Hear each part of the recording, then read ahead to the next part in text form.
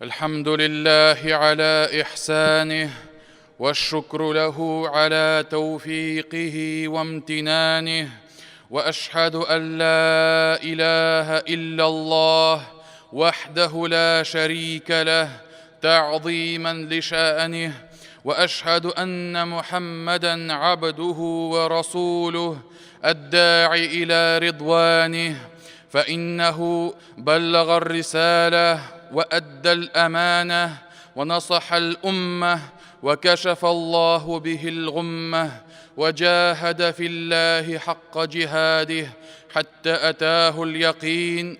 اللهم صل عليه وعلى آله وصحبه تسليما كثيرا. يا أيها الذين آمنوا اتقوا الله حق تقاته ولا تموتن إلا وأنتم مسلمون. يا أيها الناس اتقوا ربكم الذي خلقكم من نفس واحدة وخلق منها زوجها وبث منهما رجالا كثيرا ونساء واتقوا الله الذي تساءلون به والأرحام إن الله كان عليكم رقيبا. Ғаламнарны юктан бар кылып, bizlerni тәрбияләгән, халык иткән Аллаһ Раббыбызга барча мактауларыбыз, хәмд сәнәләребез булсын. Шәһадәт китерәмен, Аллаһтан башка гыйбадәт кылырга лаеклы зат юктыр. Аллаһ бар, Аллаһ бер. Һәм шәһадәт китерәмен, Мухаммад ибн Абдуллаһ Аллаһның хак илчесе, шәриф булган кулы һәм тугры булган пәйгамбәредер. Аллаһ Раббыбыз аннан, аның гаиләсеннән һәм аның сахабаларыннан риза булса иде, һәм дә салават шәрифләрен насип итсә иде. Аллаһ Раббыбыз изге китабында әйтә: "И иман китергән бәндәләр, Аллаһтан хакыйкый курку белән куркыгыз, тәкъвалы булыгыз һәм бары тик мөселман булып кына үлегез" диде. Икенче бер аятында әйтә: "И кешеләр, Аллаһ сезләрне яраткан, халык иткән Аллаһ Раббыгыздан куркыгыз. Ул сезне бер кешедән яратты һәм аннан иптәше хатынын барлыкка китерде һәм алар икесеннән дөньяга күп ирләрне һәм хатыннарны чәчте. Бәлки бер-берегездән шул Аллаһның хакы белән сорыйсыз, шул Аллаһның ачуыннан һәм дә шулай ук туганлык җепләрен өзүдән сакланыгыз, куркыгыз. Дөрестлектә Аллаһ Раббыбыз сезне күзәтеп торучыдыр. Әмма бәгъд, мөхтәрәм җәмәгать, Аллаһтан курку, тәкъвалык Аллаһның әмерләре арасында иң зур максат булып тора. Аллаһны берләү, бердән бер илаһ итеп санау безнең ихласлылыгыбыз өчен әмер ителде. Гамәл белән, тән белән эшләнә торган гыйбадәтләр, намаз булсынмы, ураза булсынмы, хаж яки башка төрле гыйбадәтләр булсынмы, алар Аллаһка якынаю өчен, изгелекләрне Аллаһка багышлау өчен әмер ителде. Йөрәкне бөек, газиз, рәхмәтле Аллаһка тәкъвалык белән яшәтү өчен әмер ителде. Аллаһ Раббыбыз Коръәндә Аллаһны зикр итү күңелне һәм йөрәкләрне тынычландыра дип әйтә. Тынычлык бары тик тәкъвалык белән генә килә. Һәм дә кеше өчен иң күркәм һәм иң зиннәтле кием булып тора. Аллаһ Раббыбыз А'раф сүрәсендә әйтә: "Я бани Адама, кад анзална алейкум либаса ювари сауатикум ва риша ва либасут тақва залика хайр." И Адам балалары, без сезгә киемнәрне гауратларыгызны каплар өчен һәм зиннәтләнер өчен иңдердек. Ләкин тәкъвалык, Аллаһтан курку иң күркәм кием булып тора. Һәм Аллаһ Раббыбыз һәммә безгә дә гауратларны каплап йөрергә әмер итә. Һәм шуның өчен, һәм матур булсын өчен, һәм зиннәтләнер өчен һәммә бездә Аллаһ Раббыбыз киемнәрне иңдерде. Ләкин җәмәгать, иң мөһиме булганысы ул йөрәкнең киеме. Йөрәгебез аш, ялангач, ачык рәвештә булуы, ягъни йөрәк гауратлы булуы, аны инде без булдырмаска тиешбез. Һәм билик җәмәгать, аны бер нинди дә кием дә каплый алмас, аны бер нәрсә дә яба алмас, иллә мәгәр тәкъвалык булса гына. Йөрәккә тынычлык килмәс, иллә мәгәр тәкъвалык булса гына. Һәм тәкъвалык кына йөрәкне каплый, йөрәкне зиннәтли, тәкъвалык кына йөрәкне бизи һәм Аллаһ каршында зур дәрәҗәгә ия булырга ярдәм итә. Аллаһ Раббыбызның куллары Аллаһка якынайырга теләсәләр, аның кушкан әмерләрен үтәргә ашыгалар. Һәм бу изгелекләрнең, бу гыйбадәтләрнең максаты Аллаһка карата тәкъвалыкны булдыру булып тора. Мөэмин кеше һәр вакытта үзенең эшләрен, гамәлләрен, гыйбадәтләрен тикшереп торырга тиеш. Һәр вакытта отчет, һәр вакытта нәтиҗә биреп торырга тиеш. Менә бүгенге көндә бик күп бизнес кылучылар, бик күп сәүдәгәрләр, сату-алу эшләүчеләр. Һәм алар кибет ачалар, сату-алу эшләрен башкаралар, нәрсәдер төзиләр, ягъни һәр вакытта хәрәкәттә булып торалар. Дөньяларын алып барыр өчен бүтән сәбәпләрен кылалар. Әгәр дә квартал үтсә, ел үтсә, ай үтсә, атна үтсә, һәр вакытта җыелышып уйлыйлар. Нәрсә эшләргә микән? Нәрсә кирде? Нәрсә чыкты? Нинди доход булды? Нинди расходлар булды? Дип һәр вакытта үз-үзләрен тикшерәләр җәмәгать. Һәм бу чынлап та аларның бу эшләрендә хаклык бар. Әмма ләкин мөхтәрәм җәмәгать, менә бу сәүдәгәр ничек иттереп банкротлыкка төшүдән курка, ничек иттереп менә шушы эшен югалтудан курка, ничек иттереп үзен, гаиләсен, якыннарын инде карый алмамын дип ничек курыкса җәмәгать, акчасы янып бетүдән курыкса, әмма ләкин гамәл кылучылар, гыйбадәт кылучылар үз гамәлләре өчен шулай курыкмыйлар җәмәгать.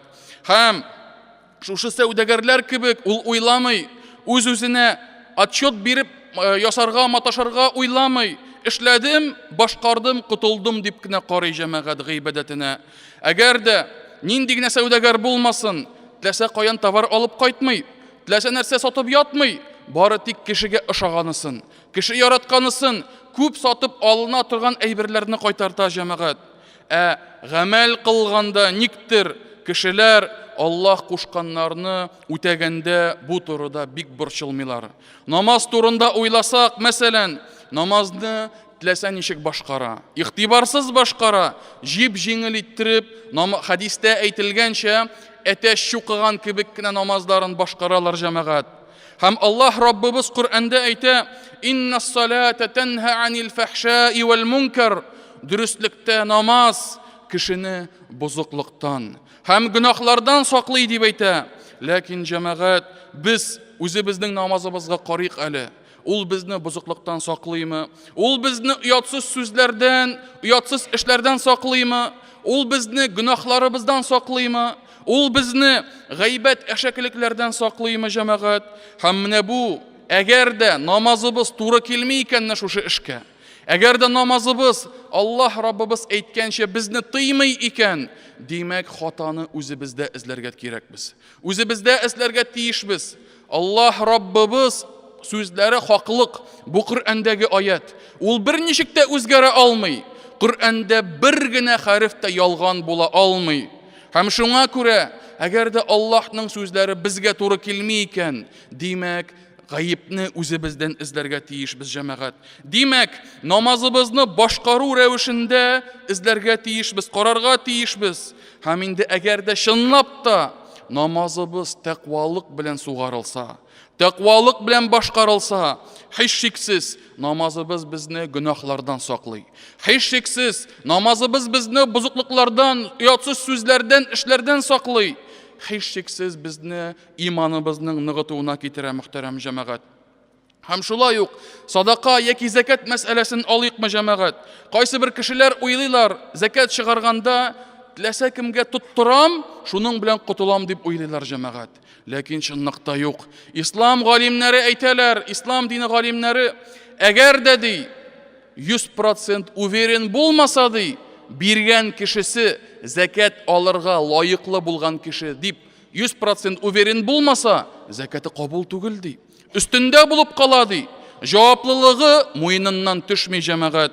Һәм шуңа күрә бары тик ышанычлы кешегә, бары тик 100% лайыклы булган кешегә бирергә тиеш. Яки шушы закатыңны мохтаҗ булган һәм инде шушы закатны алырга лайыклы булган кешеләргә тапшырганда ышанычлы кешегә генә бирергә була.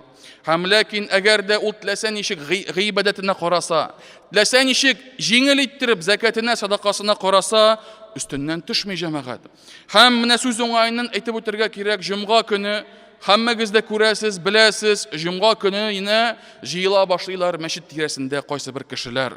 Алар һәр вакытта ничәмә еллар инде шунда утыралар. Бер селкенмиләр, сүрәтләре дә шул, язулары да шул, һәммәсе дә кулларын сузып садака сорап утыралар. Ләкин без җәмәгать кемгә биргәнебезне беләбезме? Без кемгә садакаларыбызны тоттырганнарыбызны беләсезме? Беләбезме? Һәм менә җәмәгать, алар арасында төрле кешеләр бар. Хәтта акылын җуйган инвалид кешеләр дә бар. Һәм шуннан бер көнне сораганнар, син ди, нәрсә эшлисең? Акчаңны җыйгач кайда илтәсең дигәч, апама илтәм ди. Үзе ул бәлки хәтта мөселман да түгелдер бәлки. Бәлки ул башка дин вәкиледер. Апама илтәм ди. Апаң нәрсә эшли дигәч, апам пиво эчә ди. Менә бу җәмәгать абашык булган бер күренеш. Икенчесе, мәсәлән, кайсы бер кардәшләребез икенчесен мәчет янында җомга көнне басып торганын күргәннәр, җыеп торганын күргәннәр, һәм бер заман берничә сәгатьтән соң караса, базар янында кафеда аңлашылмаган халәттә утыра дип әйтәләр. Өченчесе, мәсәлән, химиклар урамындагы бер кибеттә гаиттән соң инде бу бәйрәмнән соң менә мәчеткә бардым әле, менә җыеп кайттым әле. Башында түбәтәй кесәсеннән аракысын күрсәтә. Менә ди, җыйдым ди. Менә бу ди минем җыелган әйбер дип мактанып тора. Һәм моны кешеләр әйтмиләр, шул кибеттә сатучылар әйтәләр. Менә шушындый кешеләрегез бар сезнең дип әйтәләр җәмәгать. Дүртенчесе исә даими рәвештә мәчет янында, кибет янында садака сорап басып тора. Ләкин җәмәгать аны инде урлашканда тотканнары бар мәчеттә. Аны мәчеттә төрле аңлашылмаган китаплар, кагазьләр калдырганнарын тотканнары бар. Һәм шуңа күрә җәмәгать без һаман шундый кешеләрне жәллибез. Һаман аларга садака тоттырабыз. Һәм аларның менә шушындый асоциаль тормышларын дәвам иттерүгә сәбәп кылабыз җәмәгать. Ярдәм итәбез. Аларның шушы профессияларын тагын да ныгытырга без аларга хезмәттәшлек күрсәтәбез. Бит Пәйгамбәрбез Мөхәммәд саллаллаһу алейхи ва саллям әйтә, мөмин кешене ди бер тишектән, бер өннән ике тапкыр чакмаслар дип әйтә. Бер тапкыр чактылар икән, икенче вакытны ул уже шул тишеккә басмый, икенче вакытны ул өнне әйләнеп уза. Безнең мөхтәрәм җәмәгать, бөтен дөнья акыллы, бөтен дөнья укыган, укымышлы, бөтен дөнья белә, бары тик мөселманнар гына бер катлы. Бары тик мөселманнар гына гади, бары тик мөселманнар гына менә шушы кешеләргә ярдәм итәләр. Бит мөхтәрәм җәмәгать, тирә-ягыбызда ничә кешеләр бар, ничәмә тол калган, ничәмә аерылган күп балалы хатыннар бар, тормыш фаҗигасына юлыгып гарип булган кардәшләребез бар, ялгыз яши торган, бер туганы булмаган, бер пенсиягә яши торган әби бабайларыбыз бар, мөхтәрәм җәмәгать. Һәм шуңа күрә менә ул кешеләргә ярдәм итсәк, ул кешеләрнең күңелен күрсәк, ул кешеләргә тапшырсак садакаларыбызны, әлбәттә, һәр вакыт ул яхшырак булыр. Һәм менә шушы җыелып тора торган, теләнеп йөрүне профессиягә әйләндергән кешеләрне инде без үзебез аларга ярдәм итмәбез. Шушы начар булган эшләрен дәвам итәргә, без аларга хезмәттәшлек күрсәтергә тиеш түгелбез, мөхтәрәм җәмәгать. Шул ук хаҗ мәсьәләсе. Хаҗны алганда кайсы бер кешеләр ияләнгәннәр, әлхәмдүлилләh, Аллаһ Тәгалә бирә. Ярты дөньяны йөреп кайтканнар, тегендә ял иткән, монда ял иткән, һәм хаҗны да ниндидер бер курорт шикелле күрә. Кайтам, гостиница, ятып торам, саф һава, кондиционер, һәм шулай итеп хаҗны ял итеп күрәләр җәмәгать. Һәм шушы өендәге булган, шәһәрендәге булган, илендәге булган гадәтләрне, начар тормышын, гөнаһларны калдырмый, хаҗга барганнан соң да дәвам итә. Һәм бер дә үзгәрми җәмәгать. Бит Аллаһ субханаһу ва тааля Бакара сүрәсендә безгә әйтә: "Әл-хаҗҗу ашһурун маълумат, فمن فرض فيهن الحج فلا رفث ولا فسوق ولا جدال في الحج" дип әйтә. Хаҗ ди бары тик махсус билгеле булган айларда гына башкарыла. Кем шушы айларда хаҗ кылырга ниятләсә, якынлык кылмасын ди, гүнахлар кылмасын ди, һәм дә ызгышмасын, талашмасын, бер-берсе белән бәхәсләшмәсен дип әйтә Аллаһ Раббыбыз, мөхтәрәм җәмәгать. Нишәмә кеше, субханалла, хаҗга баргач та изге җирләрдә шушы хаҗ гамәлләрен кылганда талашып китергә мөмкин, ызгышып китергә мөмкин, ялгыш кына аны төртеп җибәрсәләр, шартлар дәрәҗәгә китергә мөмкин, җәмәгать. Телләреннән гайбәтләре туктамаска мөмкин, җәмәгать. Нинди хаҗ бу, субханалла? Нинди хаҗ бу? Һәм Аллаһ Раббыбыз әйтә, камил рәвештә башкарылган хаҗның җәзасы, ягъни әҗере, савабы, ул җәннәт дип әйтә. Берәр дә бүтән бирелми, җәннәт биреләчәк. Камил булган, совершенный дип әйтәбез. Кимчелекләрдән пак булган хаҗ, аның өчен бердән бер җәза, ул Аллаһ Раббыбызның инде җәннәте булачак. Менә шулай Раббыбыз хаҗыбызны дөрес эшләргә чакыра. Хаҗыбызны дөрес кылырга чакыра, гүнахлардан арынырга чакыра. Телләребез, тәннәребез бары тик Аллаһ Раббыбызга гыйбадәттә үткәрергә чакыра. Һәм менә шуңа күрә, мөхтәрәм җәмәгать, кайтабыз теге сәүдәгәргә. Ай сайын, ел сайын, квартал сайын отчет ясый торган сәүдәгәргә кайтабыз. Менә без дә, җәмәгать, дин эшләрендә аның кебек һәр вакытта тикшереп торырга тиешбез. Аның бухгалтериясе ничек көчле, безнең үзебезнең дә бухгалтериябыз менә шундый көчле булырга тиеш. Әгәр дә шушы эшләрне тәртипкә китермәсәк, җәмәгать, менә ничек янып бетәләр, ничек акчаларын туздырып бетерәләр, ничек итеп банкротка чыгалар. Алла сакласын. Кеше дә менә шулай бу дөньяда банкрот булырга мөмкин. Һәм ахирәттә бер нәрсәсе дә калырга, шундый рәвештә калырга мөмкин. Һәм шуңа күрә, мөхтәрәм җәмәгать, билик җәмәгать, бу дөньяда эшләнә торган бүтән эшләр безгә, мөселманнарга, мөэминнәргә берсе дә тәэсирсез үтми. Бүтән эшләребез, бүтән сүзләребез, бүтән гамәлләребез, бүтән гыйбадәтләребез, бүтәнесе безгә тәэсир итә. Пәйгамбәребез Мөхәммәд саллаллаһу алейхи ва сәллям әйтә, кешеләрнең йөрәкләренә фитнәләр бер артлы килеп торыр ди. Бер туктамыйча, гел килеп тора. Бер туктамыйча килеп торырлар ди. Һәм әгәр дә кеше шул фитнәгә бирелсә, аның йөрәгенә кара тап куела дип әйтә Пәйгамбәребез. Аның йөрәгенә кара тап куелачак. Әгәр дә шул фитнәне кире какса, шул фитнәне кабул итмәсә, читкә этәрсә, йөрәгенә бер ак тап куелыр дип әйтә Пәйгамбәребез. Һәм шулай итеп ахырда ди, нәтиҗәдә дип әйтә Пәйгамбәребез, йөрәкләр ике төрле булырлар ди. Беренчесе капкара йөрәк булыр дип әйтә. Икенчесе аппак йөрәк булыр дип әйтә Пәйгамбәребез саллаллаһу алейхи ва сәллям. Менә шулай итеп, җәмәгать, безнең гамәлләребез дә безнең тормышыбызга тәэсир итә. Безнең эшләгән эшләребез, әйткән сүзләребез дә безнең йөрәгебезгә тәэсир итә. Һәм безнең ахыр чиктә йөрәгебез тормыш ахырында нинди булыр микән? Аппак булыр микән яки шим кара булыр микән? Алла сакласын. Һәм шуңа күрә, җәмәгать, изгелекләр, гыйбадәтләр йөрәккә тәэсир итә. Һәм бу тормыштагы булган намазлар, уразалар, садака закатлар, хаҗ яки башка фарызлар кешенең чын доходлары булып санала. Һәм менә шул доходларны үстерүдә, менә шул керемнәрне арттыруда без, җәмәгать, зур тырышлык куярга тиешбез. Аллаһ Раббыбыз Коръәндә хаҗга баручыларга мондый киңәш әйтә: "Ва тазавваду, фа инна хайраз зади тақва." Әзерләнегез ди, хәстәрлек кылыгыз ди. Хаҗга бер кием белән чыгып китеп, теләсә кемнән аннан теләнеп йөреп сорап, инде шушы мискин рәвешендә йөрүне Аллаһ Тәгалә теләми. Аллаһ нәрсә тели? Безнең хаҗга барганда әзерләнеп барыйк. Бүтән әйберләрне карыйк, үзебез белән булсын. Һәм инде хаҗдагы була торган авырлыкларны үтеп чыгыр өчен безнең бүтән булган тырышлыгыбыз булсын.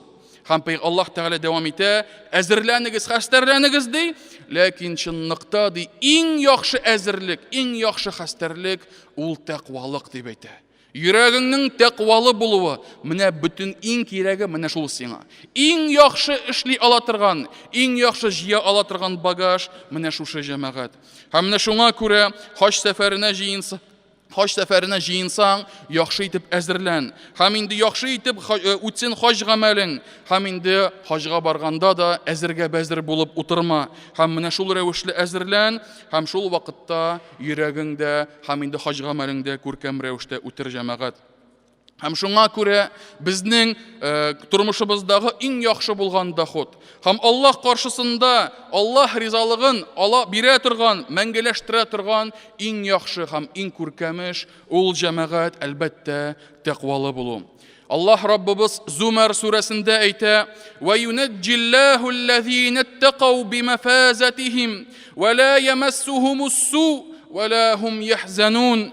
Аллаһ тәкъвалы булганнарны құтқарыр, һәм алар уңышка ирешерләр. Нашарлык аларга бер кашында тимәс, һәм алар бер кашында кайгыда булмаслар дип әйтә. Уйлап карагыз җәмәгать. Бу сүз кем турында бара? Тәкъвалы кешеләр турында бара. Тәкъвалыкка ирешкәннәр турында бара. Аллаһ Раббыбыз каршында бәхетле булырлар. Аларга бер нашарлык тимәс, һәм кайгыда булмаслар дип әйтә Аллаһ Раббыбыз. Һәм шуңа күрә, әгәр гыйбадәтеңне Аллаһка багышласаң, әгәр тәкъвалы булсаң, Аллаһ изге эшләреңне кабул итер. Аллаһ Раббыбыз изге эшләрне кабул итер, һәм без дә дуа кылыйк җәмәгать, сорыйк, һәм Аллаһ каршында үзебезне түбән тотыйк. Һәм мин яхшы, мин зуслы жил, мин менә шушындый изгелекләрне эшлим, башкарам дип түгел. Аллаһ фазиләтен, иман нигъмәтен миңа насыйп итте. Мине туры юлга күндерде Аллаһ Раббым. Һәм шул Аллаһ рәхмәтеннән ташламасын мине дип һәммәбез дә Аллаһка ялварыйк, мөхтәрәм җәмәгать. Пәйгамбәребез Мөхәммәд саллаллаһу алейһи ва саллям әйтә: "Белегез ди, эй кешеләр, сезнең берегез дә эшләгән эшләрегез, гамәлләрегез белән җәннәткә кирмәячәксез" дип әйтә. Эшләгән эшләрегез белән җәннәткә кирмисез ди. Һәм шуннан соң сахабалар инде шаккаттылар, ничек инде Аллаһ илчесе? Хәтта син дәме? Син Аллаһ илчесе була турып, Аллаһка иң якын мәхлук була турып та, син дә гамәлең сәбәпле җәннәткә кирмәссеңме дигәч, пәйгамбәребез әйтә: "Хәтта мин дә кирә алмам" дип әйтә. Илля мәгәр Аллаһ Тәгалә миңа рәхмәтен насыйп итсә генә дип әйтә.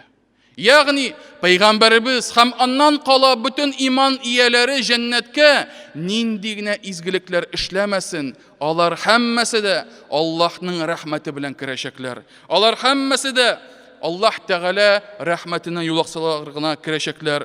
Һәм шуңа күрә җәмәгать, менә бу хадистән соң ничек иттер без үз-үзебезгә әйтә алыйк: "Мин яхшы, мин намаз укыйм, мин тәкъвалы, булар барысы да мине җәннәткә китерә" дип ничек иттер без җәмәгать үз-үзебезне тынычландыра алабыз.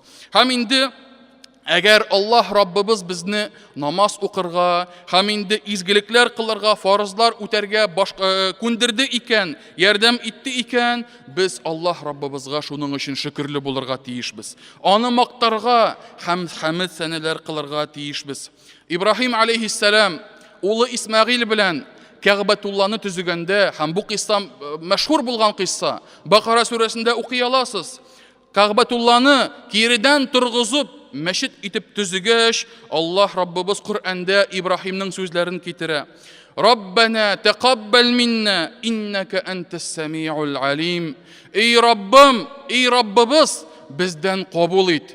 Дөрестлектә син ишетүче һәм белүче дип әйтә Ибраһим.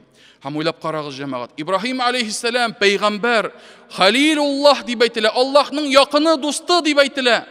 Ибраһим шундый дәрәҗәдә була турып, изге урында, Мәккәдә, харам булган җирдә, иң күркәм йорт, Аллаһның йортын төзегәндә дә, ул нәрсә сорый? Аллаһ Раббым кабул ит.